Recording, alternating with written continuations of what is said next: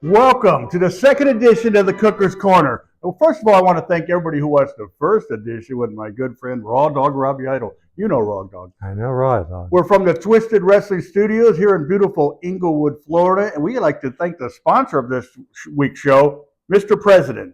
Be careful who you vote for. Boy, ain't that the truth. Yep. My guest this week is a friend. I've known him for a long time. We never were in the same circles. We didn't travel together, but I've known him, and I've known of him. He's a pro wrestler, an actor, and an author. A regular Renaissance man. He's also a handyman if you got it. No, I'm just kidding. Anyways, Mike Mcclaskey.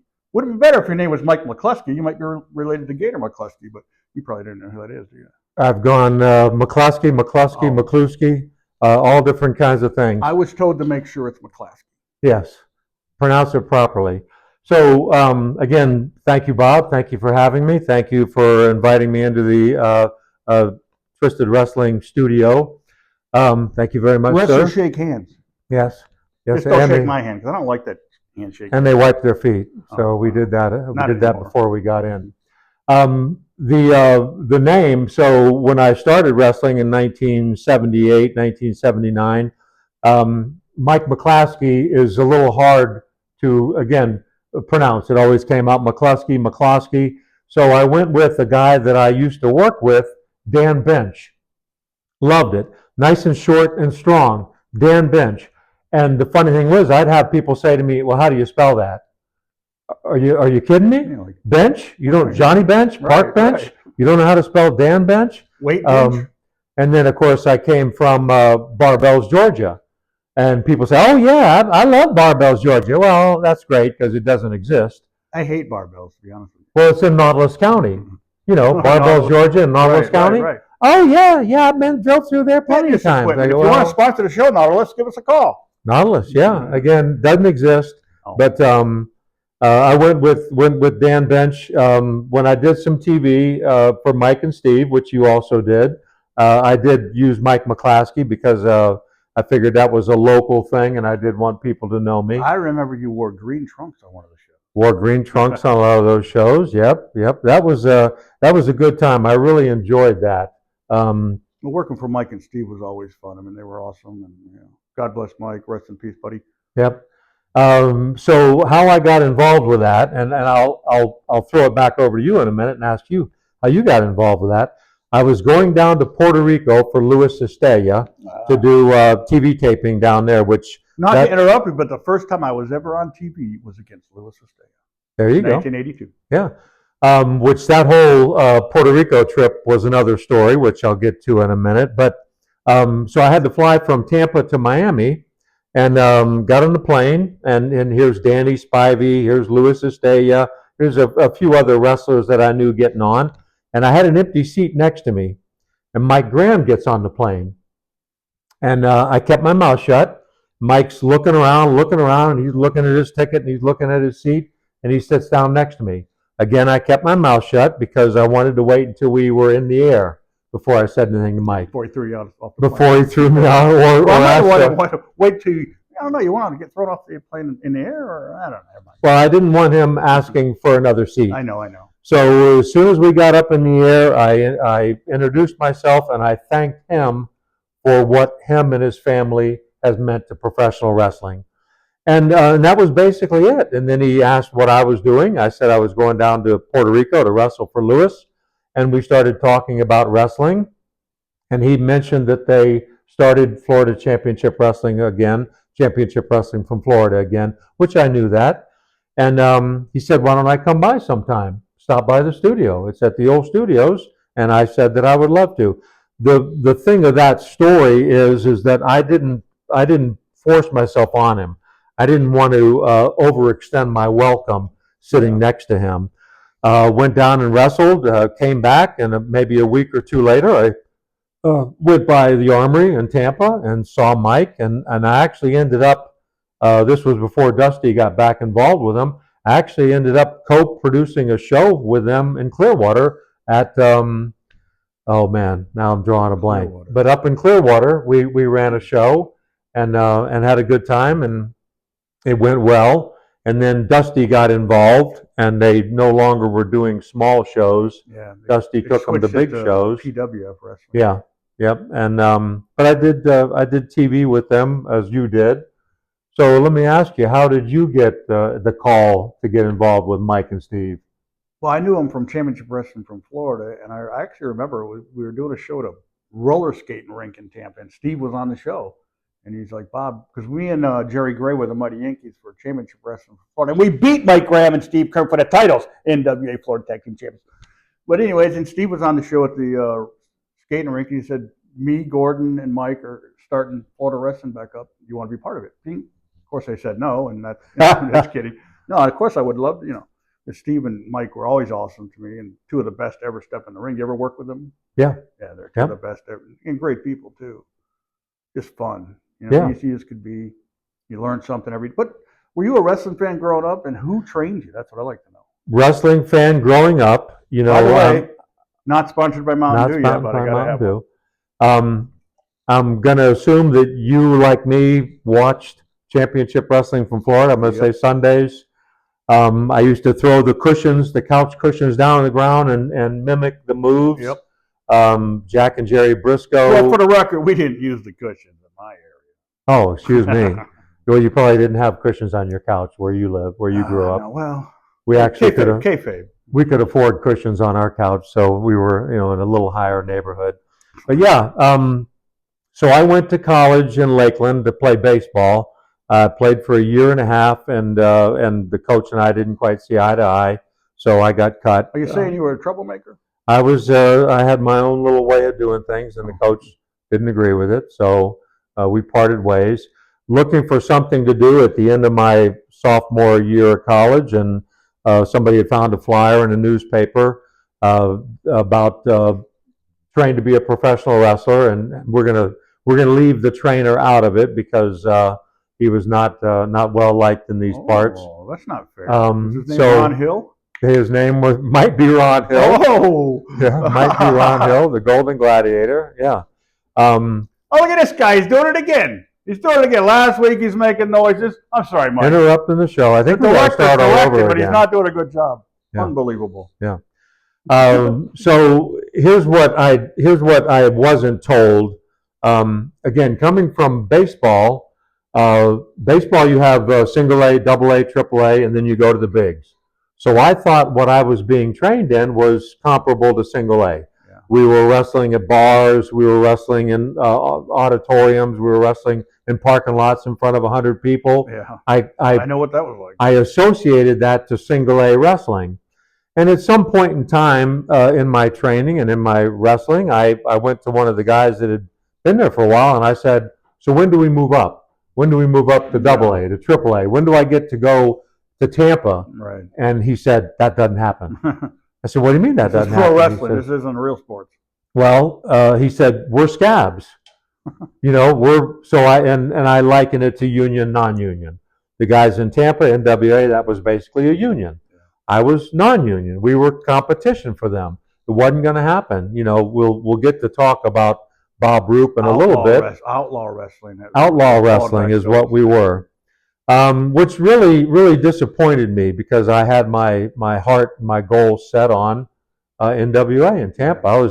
I got to a point where I was about 280 pounds, and I was good looking and 22, 23 years old in the ring. I did get a chance to wrestle on a show. Fair. I was 22 and 23, and I wasn't good looking. Yeah, well, that's why you wore the mask. Well, that's yeah.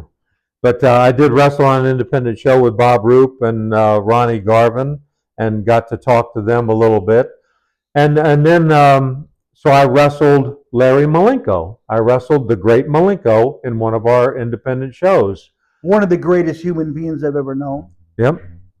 I didn't know at the time that he was training people. Yeah. I found out later that he was training, and I did get involved with him and his boys in training. But we're backstage one night, and the promoter comes up to me and says, oh, by the way, everybody, this is the great Malenko, and you're going to be working with him tonight. Looking back, I wish I would have known that a week earlier so that I could have mentally prepared myself. We went out and we had what I would call a decent match. but nothing that what I wanted. Yeah.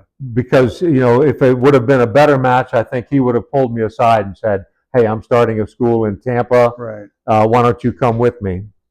Again, I eventually Well, maybe he thought you were a lost cause right at the start. I'm just kidding. one of the It's a outlaws. joke, people. Yeah. But I did do that, and I worked for Larry. In fact, I showed you Oh, the that's card right. there, which you won't be able to see, Let's but see. there's Joe and Dean, Who and on me there right is in the dead? middle.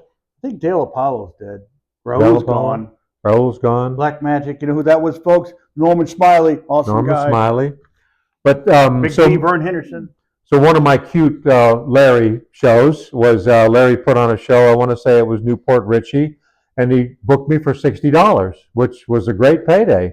For those days, especially. Went and worked. His boys were on the card. Some of the other local guys were on the show, and there wasn't anybody there. There were 50 people there, typical independent crowd. And Larry came up to me after the show with 320s, and I reached in and I pulled one out. And he said, "What are you doing?" I said, I don't need that, Larry. I have a day job. I'm doing fine, just like the song goes." Yeah. I said, "This will put gas in my car and it'll get me a pizza on the way home." I said, "You need that more than I do. And Larry, I appreciate you. You paved the way for guys like me to come in and do this. So I appreciate you." I said, "Anytime you ever need me, please call me." And he did call me. I worked a lot of shows for Larry. Well, he probably appreciated your honesty and your. Well, and when he would call me and say, I got a show. In fact, you were probably late 80s. You were probably in that circle by then. Yeah. Anytime he called me and booked me, I'd say, "I'd be more than happy to do it for you, Larry, but you're not paying me." And then that was when his health started to really deteriorate. I did something similar once. When we were doing WCW TV. We stopped in Tampa to see him because he had a show at a strip club. I think it was called a Dollhouse. Mm-hmm. And he said, "Bob, there's some people here from Japan, and I want you to wrestle." I didn't go to wrestle. We just stopped by to see him on our way to WCW, and I wrestled because he asked me to, because there was representatives from Japan. Yeah. And then he went to pay me after the show, and I said, "You don't got to pay me." No. And I had so much respect for him. I do have so much for anybody who knows me knows that I love the great Malenko. Yeah. He was like a father figure to me. Yeah. I didn't mean to interrupt you, but hey, No. I'm just as nice a guy as him. I didn't take the money either. Yeah. Yeah. And I was real sad. Nice or we're stupid. I don't know which. I think there was a show that I was booked on, and he was too ill to do it, and that really hurt. I mean, that hurt the whole business when he passed. It was one of the worst feelings of my life when I got the call. I remember just dropping to the floor and putting the phone down and just crying my eyes out. Like I said, I don't even want to talk about that, or I'll start crying right now. And we don't want to see an overbearing, obnoxious, big fat slob crying on a Sunday. No, we don't. Not on a Monday either. Tuesday's okay, but not Monday and Sunday. So getting back to Championship Wrestling from Florida, which I do remember you and I sharing locker rooms there. Steve it must and have been Mike. So important to me. I have no memory of that, but I'm just kidding. But one of my best stories, and so if someone were to say, "How do you know when you've made it as a wrestler?" Other than getting signed to a contract, well, when other wrestlers acknowledge you would be one of the ways. That's what I always say. So I'm there one night, and I'm supposed to wrestle Fred Ottman. Oh, I love he was working as trained by the great Malenko too. Yeah, he was initiated. He was wrestling as a Big Steel Man, and Dusty was running the show. So I'm putting my boots on, and Dusty comes over to me with Fred, and Dusty brings Fred over to me, which off the bat you don't happen. Usually Dusty takes me over to Fred. Right. So Dusty brings Fred over to me and said, "Fred, this is Mike. Mike, Fred, you guys are working together tonight. 3 minutes. This is what I want. Bada, bada, bada. You're going to finish it with this."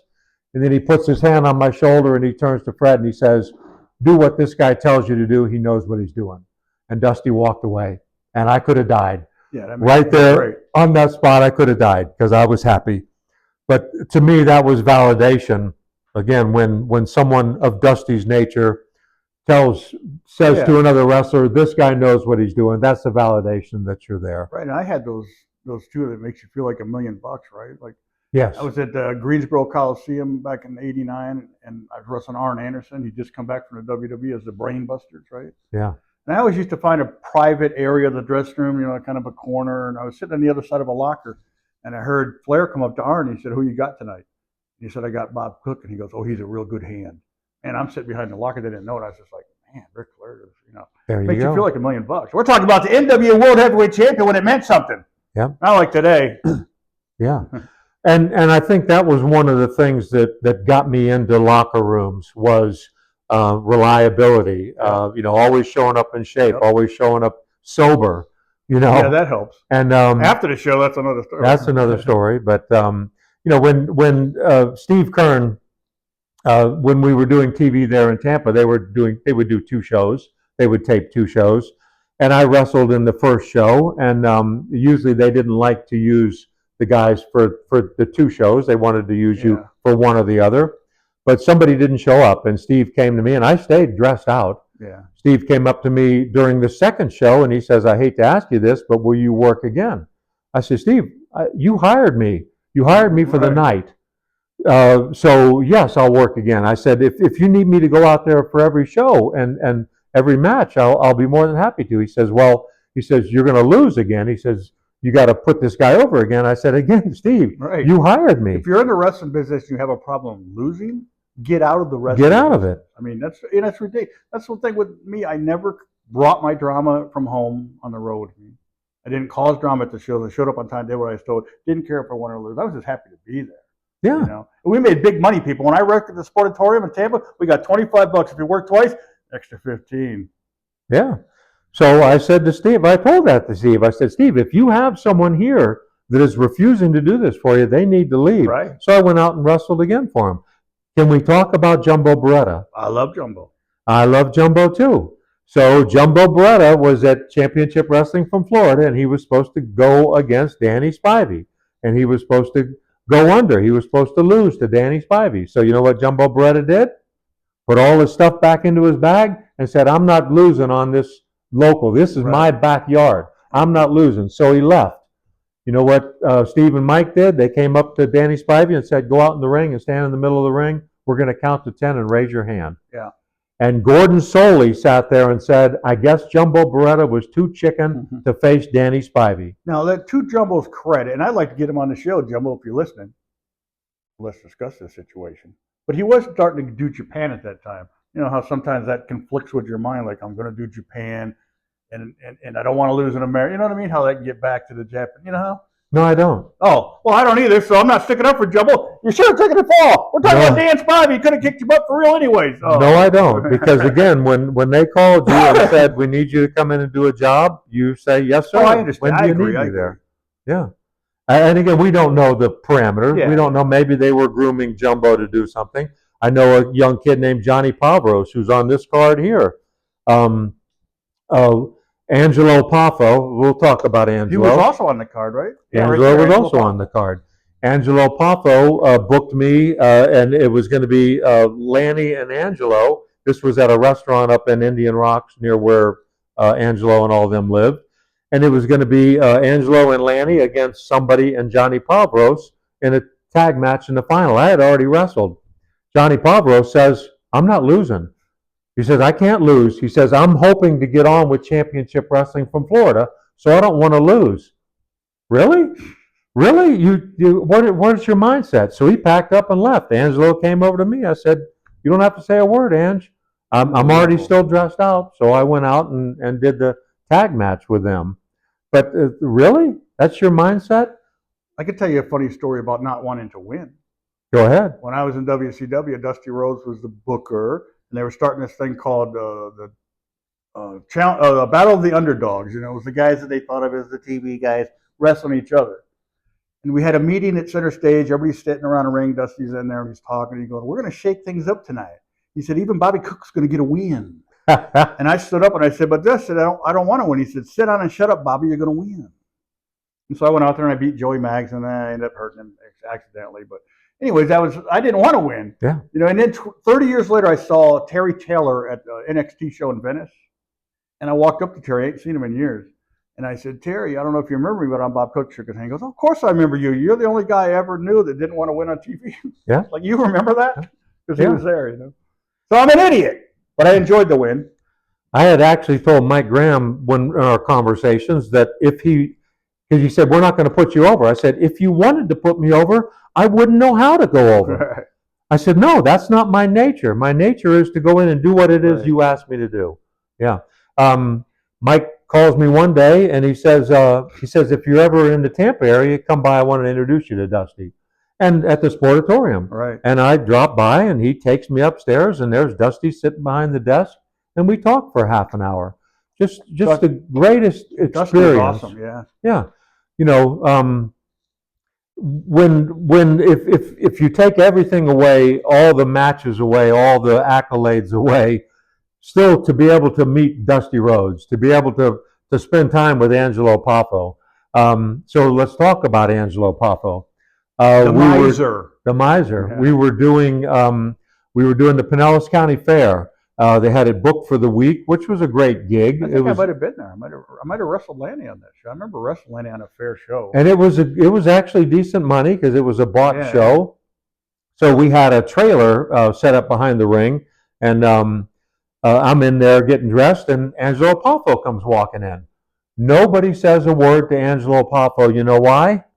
They didn't know who he was. Yeah, yeah. So I did. I knew who he was. I go right up to him, Mr. Poffo, how are you? And I also know that you're the father of Randy Macho Man Savage and Lanny Poffo. And we talked and talked and talked. And I gave him my number and asked him for his. And he gave me his. And went out and I wrestled Vern Henderson. Yeah. Huge story about that. We wrestled the Big V, a lot stiff. Don't say a little. Okay. I got no problem saying a lot stiff. Big V's another Malenko guy. Was it like Green Bay Packer or NFL? Green Bay Packer, right. Yeah. I think he. So we had a show earlier in the run, and it was an incredible show. Everything, bing, bing, bing, bing, everything imaginable, every spot worked. And then we came back later in the run, and I said to Vern, why don't we just do the same show? Nothing worked. Nothing hit, nothing landed, which that's the way it goes. You know, that's the way it goes. But out of that, I developed a 1.5-year friendship with Angelo Poffo. We traveled together. We spent time together. The owner of the Twisted Wrestling Alliance, Joe Saraceno, I took him over, and we met with Judy Poffo and Lanny, and got some memorabilia from them. But just a great time, and what an interesting guy. Yeah, he was awesome. Our friendship eventually dissolved because of his miser, because of his inability to want to spend money. Yeah. I just couldn't get over that, and it drove a wedge between us. That's too bad, because he was a great guy. He gave me great advice once. He said, Bob, the wrestling business is the only business that is a true work. Because even in roller derby, you have to at least know how to skate. Yeah. Get it? Some people don't even know how to wrestle, but they're in the business making money. Speaking of advice, so he knew that I was going to go down to Puerto Rico, and he said a couple of things. He said, don't piss anybody off, and don't drink anything they give you after the show. Oh, he says they have a habit, and this is rumor only, of allegedly slipping something into the drinks, especially of Americans, and then just kind of messing with them. Nothing harmful. So I go down to Puerto Rico, and I'm going to do 5 TV tapings in one night. I put my knee out the second match against Hercules Ayala. I remember what Angelo said, don't piss anybody off. Right. I've still got 3 more tapings to do. So I take my trunks down, and I'm wrapping my knee, and the promoter comes in. He says, are you all right? I said, you bet I'm all right. I said, the only question I have for you is, do you want me to sell it? He said, no, because we don't know when these tapings are going to air. Right. I said, not going to sell the knee. Went out, did 3 more tapings, come back into the locker room. The promoter comes in with an open can of beer and goes to hand it to me. Oh, yeah. Remember the second thing Angelo says to me, don't piss anybody off and don't drink anything they give you. I said, you know what? I'm taking some medication for a thing I got going on, and I can't have alcohol. But thank you, though. I appreciate it. Yeah. 6 months, thinking. 6 months later, Bruiser Brody goes down to Puerto Rico. Yeah, we know. And we know what happened the rest of the story. But what's the moral of this story? Back in these days, Mike was a man. He blew his knee out, and he went and worked again. Like Robbie Idol, when he tore his bicep, a week later he's wrestling Sting. Didn't have a couple of cuts in his head and wouldn't come here and train. Yeah, because I made a commitment. My commitment was 5 matches. And again, remembering what Angelo Popo said, don't piss him off. Like, okay, That was yeah. quick thinking, though. Yeah. I went down with Tommy Earl Wright. Oh, yeah, Tommy Wright. Yeah, and he knew the guy that was married to Wendy Richter at the time. Hugo Savinovich. You're right. Yeah, and they went out How he afterwards. ever got Wendy, I don't know. I know. He was a big fat slob, and she was gorgeous at the time. Yep. Must have been the money. Yep. But Tommy and Hugo went out afterwards, and we had like an 8:00 flight the next morning. And as I'm getting ready to leave my motel room, Tommy's coming back, and I'm like, dude, you got to put yourself together and let's go. Nothing against Tommy Wright. Funny Earl, if you're out there. It's a funny story you're talking about Tommy Wright. Like you met Angelo the first time, and you knew who he was, and the other idiots didn't. Which I've never understood the mentality being in the wrestling business and not knowing your history. But we were doing another show at a roller skating rink, and I was wrestling Tommy. That's the only reason that came up. But a guy came in the dressing room, and the wrestlers yelled, "Hey, no marks in the dressing room." You know who it was?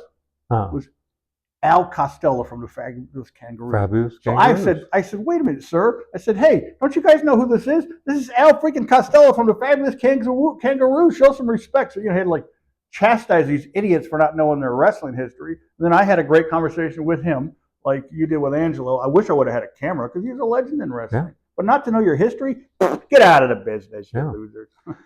And I'll take that one step further. The Legends Luncheon, which Bob's is one of the hosts of. I'm on the board of directors.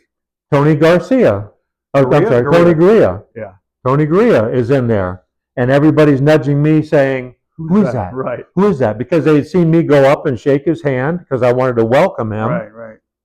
And so I'm telling him, and I'm actually Googling to show him that WWF Tag Team Champion. Yeah, Tag Team Champion was an agent for years. Yeah. By the way, Tony Gurria is the one who came up to me after I worked in WWE, and he said, Bob, we like the way you work, but you got a different pair of boots. He was talking about my Terry Funk boots, telling me I couldn't wear them on WWE TV, but at the same time they had the Godwins who were wearing work boots. I couldn't wear my Terry Funk boots. Tony Gurria! I mentioned that to him at the Legends lunch, and he just laughed. He just laughed. Yeah. And he probably said, can somebody get this guy away from me? I think the reason that he didn't want me wearing it is because Terry Funk beat his ass on TNT wearing his boots. Allegedly. No, I saw it. He didn't. Allegedly, he did. Yeah, it was a real deal. I don't know about that part. Yeah, but so again, when I talk to younger wrestlers, and I've gone to some of the training facilities with Frankie Reyes and some of the other ones. Yeah, you know. The guy that's going to be here on January 11th, Frankie Reyes. That rat. Yeah. I'm feeling sick to my stomach. Yeah. But I tell the young guys, I say, you need to learn the history of this sport. Mm-hmm. You need to know who people are. And be able to recognize them, because when you're backstage somewhere, just like you said, and the older guys, us older guys come in, it means something. To me, it's not even needing to learn. You should want to learn. Like when I was a kid, I wanted to learn. When I was a kid, I bought my first wrestling magazine. Like 1976 had Terry Funk on the cover. He was a world heavyweight champion. I was like, oh my God, this is the coolest thing ever. So I started buying all the back issues because I wanted to know about the history of wrestling. Yeah. And by the way, if you want to know about real history of wrestling, get the Gorgeous George book. Well, this is a great book, but get the Gorgeous George book. It's an awesome book. I read that. Whatever happened to Gorgeous George? No, it's a different one. That was one from the 70s. This is a newer one. It's a great book. I read it like 3 times, and I don't even read. I don't know how to read. I'm a wrestler. Yeah. So the 70s. Speaking of books. Yeah, we're not talking about it. We're not talking about this yet. Oh. So I wanted to do a little segue. Bob Roop. Again, we're talking to a young guy. If there was an 18-year-old kid in here that wanted to be trained, if you don't know and you Bob said Roop, Bob Roop, he'd say who? Yeah. Okay. Learn your history, guys. Bob Roop, Olympian He's probably 80 years old now, and if you said who's Bob Roop and Bob was here, he could stretch you. That's who Bob Roop is. Yeah. Bob Roop has a book out. It's a great book. It's called Wrestling with Saddam. If any of you guys are readers, you can get it on Amazon. You can download it on Kindle. Didn't Saddam wrestle with a rope around his neck? Oh! Took it like a man, though. I'd have been crying my eyes out like a sissy if it was me. I'm just saying. But my relationship with Bob was I was introduced to him at a show, and that I had writing history, and Bob was looking for someone to help him write this book. Yeah, it's a great story. I've heard it from him. Yeah, it's an incredible story.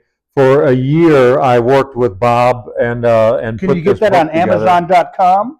Yes, you can. Of course, everything's on Amazon.com. I put myself on there if anybody would buy me. Yeah, but it's a great book, and any of you wrestling fans, again, you want to know history of the sport, Wrestling for Saddam. It's a great book. Right. Speaking of books, I have a book out. Yes. Chris Whaley and I wrote a comedy. For those of you who don't know, Chris Whaley used to be the Masked Saint. He made a movie about his life, starring the one and only, the legendary, late great Roddy Piper. There's some more knowledge. These people are going, who? Yeah. Stupid wrestling fans, disgusting. So, make me sick. In writing the book, my background is that I write screenplays as a hobby. We'll get into that. So here's the screenplay for Mr. President. I want the Bob Cook story, A Life Almost Worth Living. Write that one for me. So this was started in 1988, thereabouts, and I sent it. I sent a prototype of it to Hulk Hogan through Angelo Poffo, because originally we had written it for Hulk Hogan. Heard nothing. 6 months. Can I interrupt you? Yes. Just for a second, and I apologize. Speaking of Hulk Hogan, they did Saturday Night's Main Event last night, and they didn't include Hulk Hogan, even in the video clips at the beginning. Shameful, WWE, shameful. But in the meantime, Hulk Hogan's on UFC last night, carrying the American flag to the ring. Cage, octagon. I'm sorry, go back. Missed an opportunity. Yeah. So sent the manuscript to Hulk Hogan. 6 months later, he's on the Tonight Show with Jay Leno, announcing that he's going to run for president. Oh. No correlation. Right. Fast forward 20-something years later, Chris gets with me, and we redevelop the script, and we write it for The Rock. Now, at a Legends Luncheon, I hand this very same screenplay to Rocky Johnson. Yeah. Rest in peace, Rocky. We loved him. Rest in peace. Who puts it in the garbage can on the way out. Steve Stasiak pulls it out of the garbage can, reads it, and says, "You need to look at this." Wow. Gives it to Rocky. Rocky reads it. 6 months later, Rocky calls me and says, "Dwayne's thinking about running for president." Again, no correlation. Right. So it's a political comedy about a comedian who runs for president every 4 years, builds popularity. Is that kind of like Trump? Because he's kind of a joke. Oh, I said it. Oh, wow. Okay. Oh, we're going to have a brawl Shot now. across the bow. Next There we match, go. next match. When's the next show? It's going to be after January 11th. Me and Mike right now. So he picks a popular professional wrestler to be his running mate. He wins. Blah blah blah. Was his name Jesse Ventura? And that's where it goes from there. Yeah. So we pitched it to The Rock.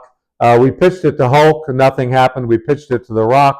Nothing happened. So we decided to come out in book form, and so there you have it. This can be obtained on Amazon. Imagine that. What about, can it be obtained at MrPresidentBook.com? MrPresidentBook.com, our website, which will tell you something about Chris and myself, and then it will take you to Amazon, and that's where you can purchase the book on Amazon.com, or you can always get with us through Twisted Wrestling Alliance, through the Cooker's Corner. And it's a real book, unlike the one in my head. It's a real book. And if you stick around to the end of this this segment, I'm going to tell you how I can send you a book. What do you think of that, Bob? Signed an autographed book. I'm not going to autograph if that's what you mean. So what we have is, again, it's a story of a comedian that rises the ranks of comedy, and at some point in time, he picks the professional wrestler who, again, we had written it for The Rock, to be his running mate. Well, lo and behold, the comedian wins. Imagine that, Bob, a comedian, an outsider winning the presidency of the United States. Well, it's usually the one with the most lies that wins, but we'll go there. What are the chances that would happen? Not to get too far into it, but a little tragedy happens, and the professional wrestler then becomes president of the United States. He wants to make all these changes. So you're saying the president did a job for the professional wrestler. And brought the professional wrestler in. The professional wrestler brings all of his buddies from the wrestling world in to be his cabinet. Are you sure Hulk Hogan's not the one? I'm not going to go there. Hulk, if you're listening, there's still a chance for you to make this into Real a movie, American buddy. Beer and Mr. President. Yeah, and it just revolves around how the wrestler and the wrestler's ethics are going to try and roll into being president of the United States. So, again, he picks his friends to be his cabinet, and he uses his work ethic of you're not going to get a paycheck unless you work. Right. and he brings that into the country. But this belt here, that's pretty cool too. So on the cover of the book, we have the championship belt, and so Chris and I both went out and got the belt, and our catchphrase is, buy the book, wear the belt. So if you buy the book, you get to wear the belt and get your picture taken with the belt. Cool. And that's a real, somebody, I'm not going to say who, Joe Saraceno, said he'd pay me if I split you open with this belt. Oh, and I said, not going to happen, Joe, Oh, not nice. going to happen. We got to go to the gym later. I don't need an excuse. Go ahead and split me open. I could use that as an excuse. There you go, yeah. I'll be like that guy Corey. Make excuses for not showing up to train because I got a split head, stitches. That's right, I said it. Don't give me that face, Joe. Don't give me that face. I don't care about anybody. If you don't go to MrPresidentBook.com, and if you don't go to Amazon and buy the book, you can always get it through us. You know, I'm going to be like Oprah. Hey, here's a book for you. Hey, here's a book for you. Hey, no, move over. Yeah, here's a book for you. I'm going to be like Oprah and just throwing them out. I'd rather be like Oprah and say, here's a car for you, here's a car for you, here's a car for me. Let's start with books. Saying. Okay. So here's the odd thing about that. And Bob, I like to call her Orcra. Okra. Okay. Orca, like a whale. You know, one of the hardest things in wrestling is to get somebody that's established to do something for you. You know? Yeah. Yeah. Same thing here. Chris and I have mailed, I'm going to say 100 books out to celebrities, to dignitary, to politicians. You know what we've heard back? Nothing. Zero. Not a word back. Again, we're going to still continue to send it. We're going to still continue to mail it. We go to events and we hand out books, hoping that somebody will read it and say, hey, you know, this is a good idea. Yeah. Going back to that, what we said, so I had an idea for a script that featured Sting. From the police?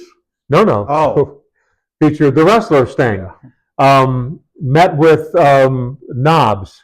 Yeah. Ran into Knobs. Brian Knobs, for those of you, the Nasty Boys. We're just trying to keep the fans, try to keep up. The dark-haired Nasty Boy, not the blonde-haired one. I met with him, and we're talking one day. Sags. I don't want to correct you on my show, but that's Jerry Sags. Knobs is the blonde-haired one. Oh, Knobs. Okay, so Sags. I met with Sags, the dark-haired one, and we had worked together for Mike and Steve, so we had a little bit of a relationship. And I told him about this script idea that I had for Sting because it included other wrestlers. Yeah. And he says Jane Fonda wants to film a project. I met her once. Okay, how did you meet her? TBS. With TBS. Ted Turner. There we go. She was gorgeous when she was young. So what I did was I asked him, I said, can you do me a favor when you go back to Atlanta and filming, and if you see her, will you tell her about this? Didn't happen. So then I put the word out that I wanted Sting to call me. Sting called me one Saturday. My son comes walking into the room with the phone. He says, Dad, Sting's on the phone. I said the same thing you said. Yeah. I said, the wrestler or the singer? Every breath you take? He just kind of looked at me. I go, no, it's the wrestler. Give me the phone.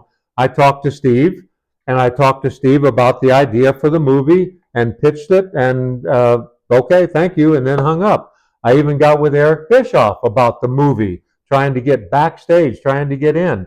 Here's an interesting thing about the movie. It was based on a comedy, a comic. It would have been a live-action version of a comic. I'll tell you, I don't care. Johnny Quest. Sting would have played the blonde in it. Guess who owned Johnny Quest? Was Hanna-Barbera. Hanna-Barbera owned... I used to watch that when I was a kid. Johnny Quest. Guess who owned Hanna-Barbera at one point in time? Ted Turner. Right. Thank you. So see where all this tied in together, where I had an idea that Ted Turner owned something that Sting could have been involved in, that Jane Fonda wanted to be a part of. And what did I do about it? Absolutely nothing. Yeah. Instead of getting in my car and driving to Atlanta and sitting out in front of, what was it, Turner Broadcasting, TBS, and waited for my opportunity, gone in there and knocked the door down, kicked the door in, but instead I'm sitting here with Bob Cook being interviewed. I kind of feel bad now. Let's talk about a letdown in life. No, that's all right. Anyway. I don't mind. That's the way it goes. All right, dude. Let's just... I'm just kidding. No, that's awesome. I'll take the time to read it sometime. I will. I really will. Well, I really won't. No, I don't read much. It's an easy read. No, I'm just kidding. I don't read much, but I'm going to take the time because the book's right here. The book's right here. So with that, again, I kicked myself in the rear end for when I was younger, when we were younger, not being more energetic Oh, I do that and too. going out and making our own things happen. So we have a young fella that wrestles in our circuit, Kareem, and Kareem, The king of cool. the King of Cool. Met him a couple of years ago, and I said, "Hey, you're a good-looking young fella. You're into wrestling. You do this jiu-jitsu stuff. Why don't you? Would you be interested in getting into some acting?" He said, "I'd love to." Uh, Long story short, I got him in a movie in Tampa. It was released. In the meantime, he's now written his own projects Right. and filmed his own projects. And he's taken what I should have done when I was in my 20s, and he's rolled with it. So, hats off to Kareem. Yeah, he's a good guy. Yep, King of Cool. He should sponsor the show. I just threw it out there. Speaking of I think he sponsoring the did. show, if you want to sponsor the show, anybody that wants to sponsor the show, it's a Cooker's Corner. It's only the second episode. I get it, but we're hoping for more. We're hoping for bigger. We're hoping for better. Yeah. By the way, Mountain Dew, once again, sponsor the show. Yeah. I've drank enough of your juice. It's killing me. So there we have it. It was a very interesting story. No, I'm just kidding. It was a good story. You've been, we didn't travel in the same circles. We didn't see each other much in those days. We both did what we loved, right? I loved wrestling. I loved my time in wrestling. The most fond memories I have in life, except for maybe a few others. Yeah. And I was never a star either. Not to say you weren't a star. I'm just saying I was never a big star. But I got to meet all the big stars. I got to become friends with all the big stars. You got a lot of legends that'll say you're good, you're this, you're that. And that makes you feel better than what any wrestling fan can think about you in a negative way. Yeah. And it means a lot to even be part of the business. To me, why anybody wouldn't want to be part of the business? If you want to be part of the business, come here to the Twisted Wrestling Studios and train with a cooker. I'm going to show you how to throw a punch. A punch. Something that nobody in wrestling today does very well, except maybe Cody Rhodes and a couple others. But they're old school. And I can teach you how to throw a punch. Well, the only thing I can teach you, but it's something. It's important. It's the little things that matter. Yeah. Now, you were fortunate enough to actually earn a paycheck from WCW. Mm-hmm. I've seen copies of them. Oh, did you? Your pay stubs, yeah. Oh, that's right. Oh. I never earned a paycheck from them. So when people would say to me, "But I wrestled for them. I wrestled for WWF. I wrestled for this. I wrestled for that. I wrestled for anybody." And you got paid. You did your job and you got paid. And when people would say to me, "You're a professional wrestler," I say, "I wrestle professionally as a hobby." Yeah. Because I don't get a paycheck. I have an 8-to-5 job that I do, which is very important. I tell the young kids today, you have to have a job. You have to be able to afford to get to the next step. When I go to the training sessions, I say there's 3 things that you need to know about professional wrestling. And this goes for any entertainment in general. Number 1, you have to do what the promoter asks you to do. And the promoter, either it's wrestling or it's your boss or it's your wife, that's the promoter. You have to do what the promoter asks you to do. Except help set up the ring, because that's a scam. Let's be honest. Obviously, if you have a safety concern, you can step up and say, "You know what, I'm not comfortable with this." But still, for the big picture, do what the promoter wants you to do. If he wants you to go 20 minutes, go 20 minutes. If he wants you to go an hour, go an hour. If he wants you to go 3 minutes, go 3 minutes. That's what you're being hired for. Number 2 is make sure nobody gets hurt. Again, this is wrestling. This is life. Make sure nobody gets hurt. And I always start with saying, start with your partner. If Bob, if you and I are going to go out there for 20 minutes, my number 1 priority is make sure you don't get hurt. Right. It means that I'm going to do whatever I can do in that match to make sure you don't get hurt. In my work, in my 8-to-5, if I'm working with someone, I try and make sure they don't get hurt. That means that safety is of the utmost. And the number 3 is make sure you get paid. When young people would say to me, "What was your record wrestling?" I'd say 224-2. And they'd say, "Well, I've seen you wrestle a bunch of times, and I never saw you win." I go, "Oh, 1 loss I couldn't tell you. The 2 times I consider a loss is I didn't get paid." Right. 224 times I got paid, 2 times I didn't get paid. Those I consider losses. We both know a promoter. I won't use his name, Dino Puglia. Oh, I blocked that son of a gun a long time ago. But you have a promoter that puts on a show, and everybody gets there, and there's a ring, and there's chairs, Baker. and then he says, "Oh, it doesn't look like I'm going to be able to pay you. You can go out and wrestle if you want to." And before he didn't finish that sentence, I'd have my bag packed and I'm out the door because I don't play that game. I was on the show with Ox Baker. He booked Ox Baker. Ox Baker wanted $1,000, and I said, "Dude, you don't have $1,000." He said, "Oh no, we're going to do it." I co-promoted that show. I think I paid for the facility, and I said, "I'll pay for the facility, assuming I get my money right off the top." I didn't even go out for the battle royal that Ox Baker was in because I was backstage getting my money back for the facility. And then I heard the ruckus. I heard everything break loose because he didn't have enough money to pay everybody else. But that's sad because I'm talking about a match or a show that Ox did maybe whatever year Randy Savage died. Dino put on a show in St. Pete or Tampa, wherever it was. Yeah. And he flew Ox in. Ox stayed at my house for the weekend because, save on hotels, whatever. And Ox Baker, for God's sake, he's awesome. And Dino didn't pay him, and he came all the way from Connecticut. He was dealing with health. It was later in his life. Yeah. And Dino skipped out. I had to actually have a guard take him to his car. I remember the guard's name. Good friend of mine. I'm not going to say his name. But they took him to the car, and I think he took whatever money was there. He didn't pay anybody. Yep. He's a piece of garbage, folks. Yeah. And he hides behind the Lord. Allegedly. Yeah. But again, when that was one of the drawbacks of the independent circuit was you didn't know who the promoter was going to be. Yeah. You'd get a phone call saying we're having a show Friday night at the Civic Center. Will you work? And you don't know who that promoter is going to be. So you always had to be on guard. But the thing with wrestling is you're talking about winning and losing. Here's the reality, folks. When you win, you don't really win. But when you lose, you don't really lose either. Just enjoy the moment, enjoy the spotlight, enjoy the time. You're doing something that very few people ever do, and a lot of people dream about. Yeah. I used to think of that. Like I'd come home from a show and I'd be sore and hurt, and I'd be happy as heck. And I couldn't wait to get to the next show because for that few minutes, whether it's 5 minutes, 10 minutes, 20 minutes, for that few minutes, at least in my mind, I'm sure your mind too, you're somebody. Yeah. All the people are watching, whether they're excited about it or not, but they're watching, they're paying attention. You're somebody in the eyes of that wrestling arena at that particular moment in time. And that meant the world to me, regardless of what it meant anything to the people in the crowd, but that meant everything to me.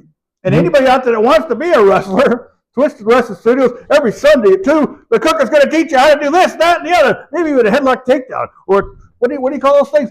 Bottom wrist lock takedown. Steve Kern used to do that awesome. Nobody does that anymore. How about fireman's carry? A fireman carry. I used to do it. I stole it from Brian Blair. Where you did a hammerlock into a fireman's carry. I stole it from Brian Blair. Borrowed it. Paid tribute to it, man. Paid tribute to it, yeah. But I'm one of the only people who did that. You were a great heel in your time. I enjoyed being a heel. So did I. My wife didn't like it, but when I had the opportunity to work baby or heel, for those of you who don't know, baby is a good guy, heel is a bad guy. I always chose heel because I thought they remembered you better. You could make more of a statement. So the one time that I did get to go up to New York for WWE, WWF, and I actually saw Rusty Brooks up there. Another one. You know who else I saw? So this was like an audition. They had an open audition, for lack of a better term. Roger Kirby I remember him. was up there auditioning. And I felt so bad for him because nobody knew who he was. Oh. And I went up and said hi to him, the Nature Boy. His hair was not blonde anymore. Right. It was brown. He was a good worker, too. He was a great worker. I felt so bad. I apologize. He was a great worker. Yeah. But anyway, so I got paired with the guy that I didn't know, and we were going to go out and do a tag match. You were complaining because people didn't know Roger, but you didn't know the guy you were... I'm just kidding. He was probably a jobber, folks. I hate that term. Why'd you bring it up, Mike? Yep. So we were going to go out and do a tag match, and they said, you're going to work heel. Again, I don't remember who the babies we worked with were, but the guy said, I've never worked heel before. What do we do? I said, well, just follow my lead.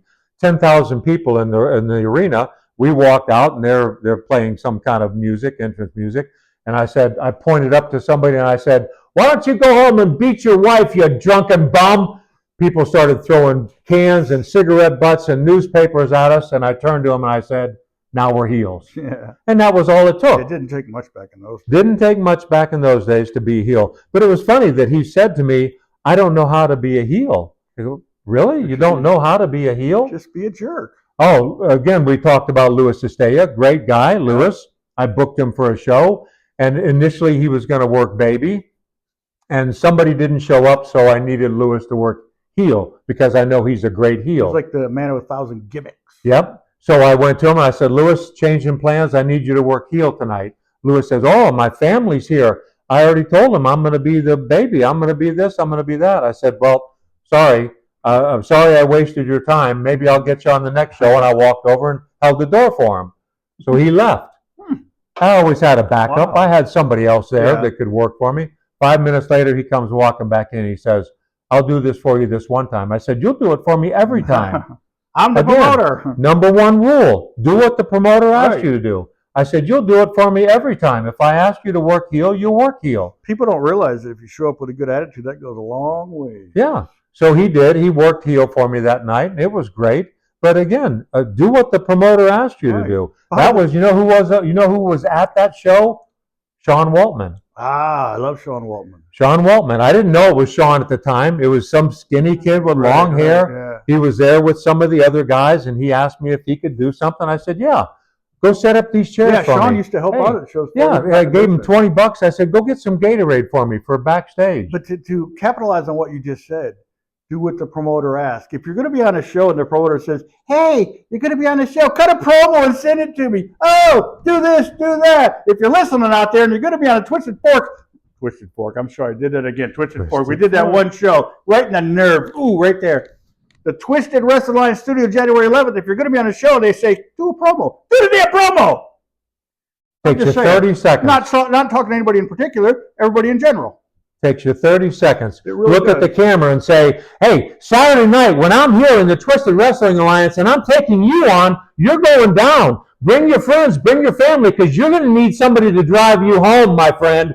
I don't care what happens the rest of the show. I don't care about anybody else. I don't care who else they bring in. It's going to be me and you. Saturday night, Twisted Wrestling Alliance. Bring your family so they can take you home. See how easy that was? How hard was you that? Got something written on your hands? No, look at that. Right off the top of his head, folks. Right off the. By the way, Mike, you did a great job. He was our MC at the last show, and you did. I'm not kidding. You did an awesome job.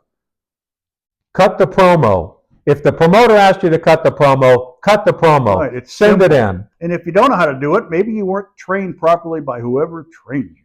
Uh-oh. How hard is it to do a promo, though? I mean, geez. We didn't mention who trained me, did we? Because it was the great Malenko. Oh. It was a great You know Malenko. what's funny? He mentioned a guy named Ron Hill who went on a radio show with the great Ted Webb, the late great Ted Webb, who was an awesome guy, right? He's on the show with Ted, and he's exposing the business. I think it was Ted's show. I don't know. You can't ask Ted anymore, unfortunately. But Mike Grant showed up and beat his ass live on the radio. Ron Hill, if you're still alive, I wish you were dead. He's dead. Oh, well, I wish he was alive so we could kill him again. No, that's not. Oh, cut that part out. Cut that part out. Jordan, get to work. No, but seriously, Mike, it's awesome. You told a lot of great stories. You were in the wrestling business. You had a time of your life, but you had a job besides that, which probably wasn't much fun. But at least you had something to look forward to. But no, I appreciate you being on the show. I don't know if we should end it now, but we probably should. Yeah. Hopefully you can sell some books. MrPresidentBooks.com, Amazon, it's right there. It's a perfect Christmas gift. Yeah, that's right. Christmas is right around the corner. Right around the corner. And I hate Christmas. I liked it when I was a kid because I got Evel Knievel toys when I was a kid. I had to bring that up, Evel Knievel toys. But no, seriously, Mike, I've known you for a long time. We never were really hung out much. We went to dinner a few times in recent years. Actually, breakfast not long ago, wasn't it? Breakfast, dinner. It's hard to remember these things. But I appreciate you coming on the show. Hopefully, if the director would stop writing stuff that we have to read, Southern Posse, that's one I'm glad he wrote down. We're hoping, we're praying. We're not getting on our knees because they're shot. But we're hoping and praying that the Southern Posse, the legendary Southern Posse, Rick Thames and Sonny T are going to be on the show very soon. The Cooker's Corner. They were in part of Suncoast. Boy, the trips that we made to WCW back in the day, some of the things that we did, let's just say, will stay between us before the cameras roll. All right. But we had a good time. Allegedly. I appreciate you coming on, Mike. I appreciate you having me. Tune in next time. I hope they tune in this time and every time after that. The Cooker says out!